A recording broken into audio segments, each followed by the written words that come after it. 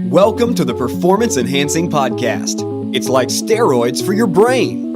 A podcast for people that want the best info, but just don't have the time. Get your podcast fix with the Cliff Notes versions of your favorite podcasts. No fluff, just the actionable golden nuggets. Having this much knowledge at your fingertips should be downright illegal. So get ready for another dose of Performance Enhancing Podcast with Satori Prime. Here's your host, Ilan Ferdman. Hello, everyone. Welcome to another Performance Enhancing Podcast with your host, Ilan Ferdman. Again, if you're listening to us on YouTube, make sure you subscribe to our YouTube channel because I release these podcasts on Monday and Thursday. So you can always catch them here. Or if you don't like to watch them on YouTube and like to listen to them on iTunes or Stitcher, make sure you subscribe to us there. Again, every Monday and Thursday, you'll get a new episode. So this is part 2 of what I've dubbed Life Slaps You in the Face. And in part 1, I talked about a crazy couple of weeks that we had in an event that almost broke up one of the most powerful business relationships we have to date. And it was really painful and trying experience. So I explained in part 1 the entire story, basically, of what happened, how it happened, etc. Now in part 2, I'm going to talk about the realizations, the lessons that we learned from it, and how we moved forward and what we were able to create once we actually let that stuff go. So if you haven't listened to part 1, please make sure you do, because again, as always, it will be completely out of context to listen to part 2, specifically this week.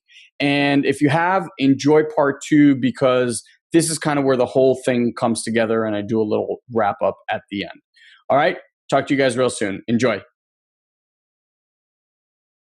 So in doing so, we now had the capacity to create something. And we all spoke about it afterwards. And it was really interesting. It's like the company and the partnership that we had created over the last 2 years has really blossomed into something amazing, just beautiful to watch, especially in the last 2-3 months. And it seems like the company as a whole was about to take this meteoric trajectory, right? It was about to do something very unique. And what we kind of all realized was that where we were going, or where we needed to go, or wanted to go, I should say, we would never get there with this in the space. Because the next stage of this is going to take so much trust and so much dedication and such partnership that in order to build what we wanted to build on top of, that ground, that foundation had to be rock solid. And in order to move and build on top of, if there was a crack in that foundation, we were doomed. So we kind of all took a step back and said, the most painful things in life are always a blessing in disguise. I know as you're going through it, it seems like, this is the worst thing ever. And yet it's always a blessing in disguise. Just look back 5 years, 10 years, whatever at that moment seemed like the worst thing. I guarantee you it pivoted your business, your relationships, your life, whatever it is, in a profoundly positive way. We just don't have the vision to see things that far in advance, the cause and effect of things. And so it becomes very painful and very difficult. But if you can just trust and look at your other life experiences, that these type of experiences always lead to something great, then you too can have this type of vision of your life.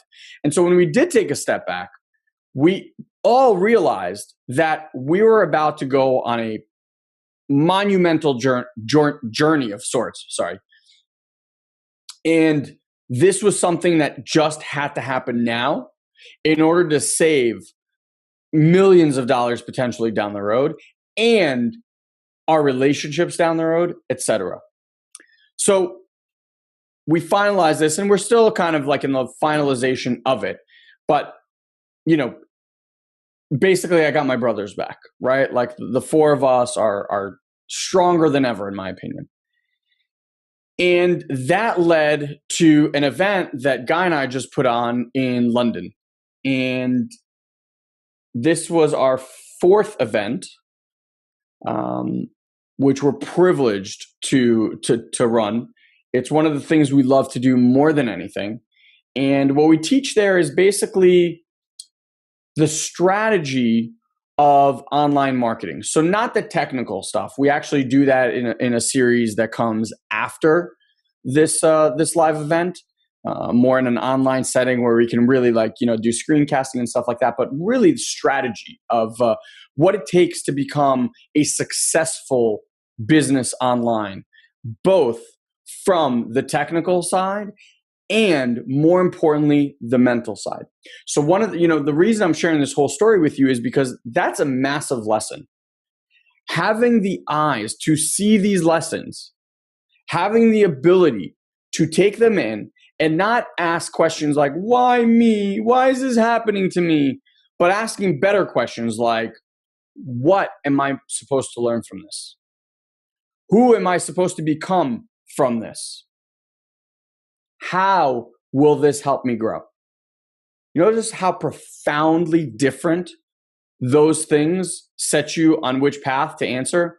Why me? Why this? Why now? Victim, victim, victim. How can I grow from this? Looking at growth. What can I learn from this? Looking at growth, right? Very, very different. So in the training, people always have really big aha moments.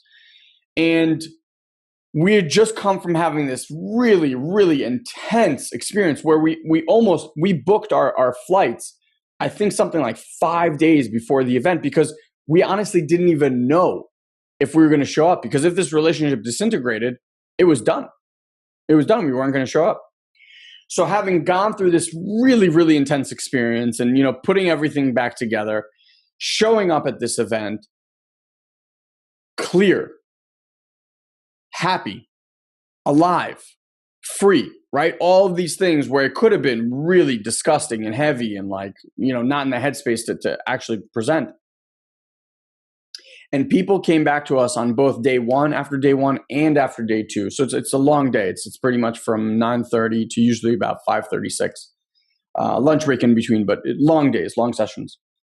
And people came to us and basically said that this was life changing. That's a word that kept coming up a lot.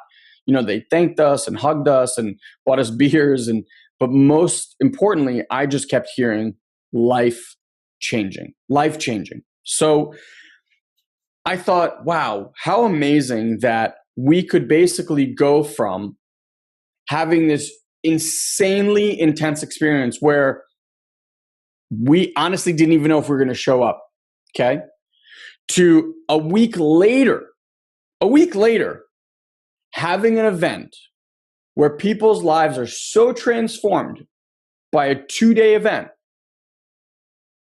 they're more confident, they're more powerful, they become more generous with themselves and the people around them, both in business and life.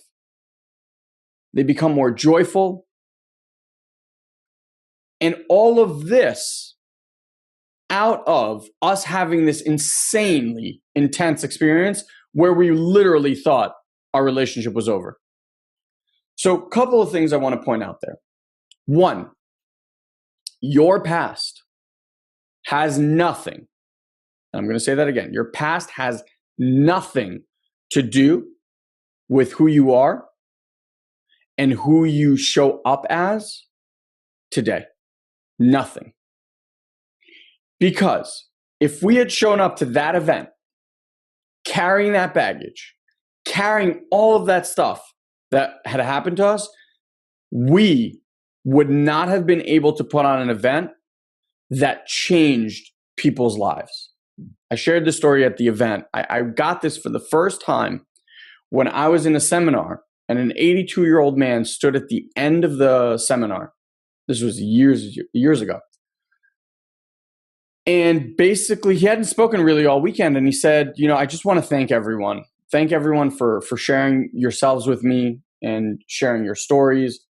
And this weekend for me has been validation for my life. And started sharing a really powerful story about how when he was a child, he was in the Holocaust and had watched was forced to watch his siblings and his parents, so brothers and sisters and parents, get shot right in front of him. He then somehow managed to escape. And at the age of, I believe he was young. I think he was something like 19 or 21. Had made it to the US. And he said that when he stepped off the boat and onto Ellis Island, he made a conscious decision as his right foot left the boat and his left foot was still back there. He made a conscious decision that what had happened to him was just that. It happened to him. It was not him. I'm going to say that again. What happened to him, but it did not define him. It was not him. And when he put his other foot on the ground in New York, he chose to be someone completely different and someone that would be unrecognizable to himself years down the road. He then went out to build one of the largest construction companies in the country. And all because of this decision that, okay, this stuff happened to me. Now, this was a really eye-opening experience for me. Why? Because that type of event happening in your life is so, to the brain, I just couldn't even fathom how someone could just put something like that so heavy and so intense behind them and then still go on and create themselves as this amazing, amazing human being. Most people that witness stuff like that, they are just, to use a lack of a better word, psychotic in some way, right? Like something snaps when you witness that. Look at all these soldiers coming back for war, and they just can't kind of come back to society and live as a normal human being because they saw what they saw. So this man watched his family get killed in front of his eyes and still chose in that moment that he's going to be something great. And that was the first time to me, I was in my early 20s, that was the first time that I realized the power that we have in the way we think and in the way we speak, right?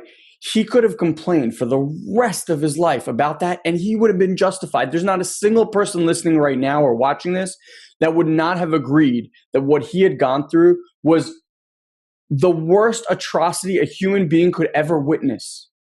But he chose not to talk about that. He chose to go and do something miraculous in this world and let his life, who he truly is, speak versus let himself be a victim of his past. To me, it was so profound at that moment because I realized there is nothing I experienced in my life that even comes close, thank God, to what this man experienced. Nothing. And yet at that moment, I was living my life like all this woe is me and I can't believe this happened to me. And that's what I was carrying moving forward. But he explained, just like you close a door, you can leave anything behind that door. Anything. No matter how gross or violent or painful that thing is. And when you close that door, you can choose to never see it again and never have what's behind that door run your life. Incredibly powerful. When you get that, it is so powerful. So that's pretty much what we did. We showed up on that plane. We got off in London. And we knew that one of two things was going to happen. We can either go there with the uncertainty. We can go there with the pain. We can go there with the heartache. We can go with all of that stuff. But you know what? Then when we stood up in front of these people who paid great money to be there and wanted to learn and transform their lives, if we were selfish enough to stand up there and think that holding on to all that stuff was ever going to allow us to deliver to these people, it would have been a joke. And so we closed it, we completed it, and we went in there and truly transformed people's lives. So here's what I want to leave you with, okay? You have a choice, moment by moment by moment. You have a choice to see things a particular way, right? Like we had discussed. You have a choice to start looking at life as there is a lesson in here for me. What am I supposed to learn from this? How can I grow from this?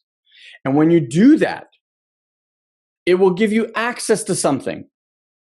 Then instead of a lion, trying to rip your neck out, then you just see these little kittens that you can pet and interact with and love and learn from. That's one. Two, whatever you've gone through, however horrible, horrific, whatever it is, realize that every moment you have a say, whether that is who you are or that is just something that happened to you. And if it's the latter, you can choose to be anyone that you want at any given point. You can choose to be a global leader. You can choose to be the best father. You could choose to be the best mother or sibling or son or daughter. It is entirely up to you, and your past, no matter how horrific, has no say in who you get to be this moment. So my wish for all of you is that you're brave enough to give all that shit up. You're brave enough to put it behind a door, close it, and go out and light this world up. That's what the world is waiting for. Our mission, Satori Prime's mission, the mission that Guy and I have chosen, is to do that for 100 million people by 2020. How are we going to do that? I have no idea. But you know what? That's a damn good game. That's a game that lights me up when I wake up. That's a game that has me fired up when I do these podcasts. That's a game that pushes my education, pushes my personal beliefs, has me train my brain, my body, my heart, so that I can deliver this the best way I know how. And you know what? That transforms over time. I was just sharing with people in London that videos that I made 4 months ago, 5 months ago, I look back at today, even though I thought they were the best things ever, today I'm like, it was horrible, right? So you do with what you got, and you know that you can always grow and learn and keep moving down that path.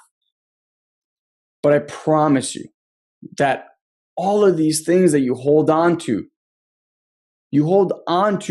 because you think they somehow are associated with your identity. That if somehow they went away, who would you be?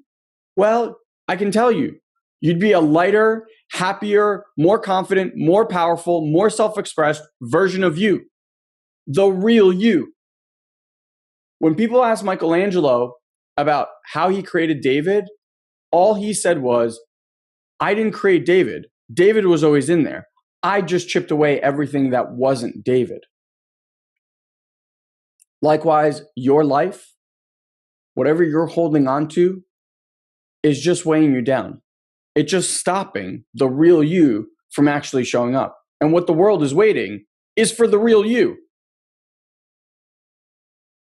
Now, I'm not saying that you can condone everything that happened to you. Certain things that happen to people, are just horrible. Like, there's no way that this man could ever condone that someone could, kill his family. But he could forgive. He has that ability. He could go on and live a life worthy of himself.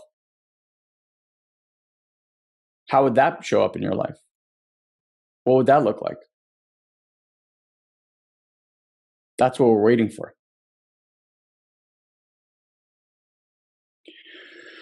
I love you all. I hope this shook you up a bit. Trying to wake some people up here, right? Trying to break down the walls, to what you believe is possible in your life. I would love to hear from you. So either comment below if you're watching this on YouTube, comment. I'll go and check the comments. I'll respond to every single one of you.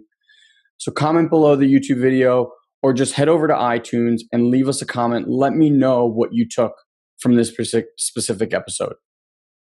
Let me know what has opened up or what you're even willing to start looking at giving up. Would love to support each and every one of you in doing this because it will completely change the way you live your life. Love you all. I'll see you on the next Performance Enhancing Podcast. Thank you for joining us on this week's Performance Enhancing Podcast. We've taken this pep talk and created a custom action guide so you know exactly what action steps to take now to grow your business. Just head over to satoriprime.com/podcast and download it for free. Also, please leave a comment and rate this podcast on iTunes. It'll help us get the word out. Thanks for listening. Now, go and implement. We'll see you next time.